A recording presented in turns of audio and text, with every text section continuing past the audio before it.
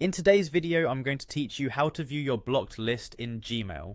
Understanding how to manage your blocked contacts in Gmail is an essential skill to ensure you have complete control over who can reach you through email.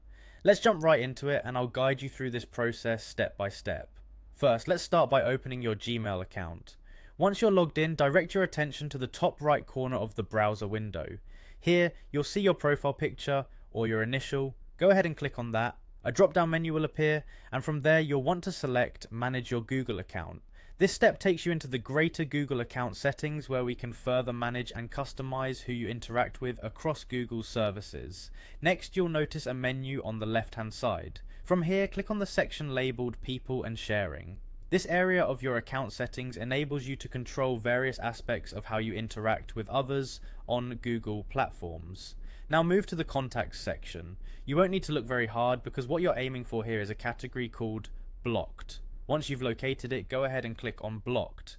This will open up a list displaying all the accounts you have previously blocked. Take a moment to review this list. If you notice any accounts that you no longer want to keep blocked for whatever reason, now's your chance to make some adjustments. To unblock an account, simply find the email address you'd like to unblock and click on the X button right next to it.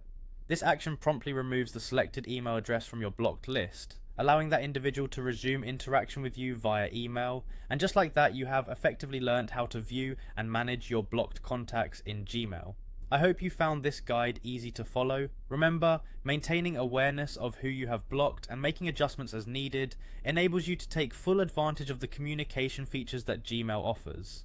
Thank you for watching, and be sure to check back for more insightful tutorials to optimize your Gmail experience. Catch you next time.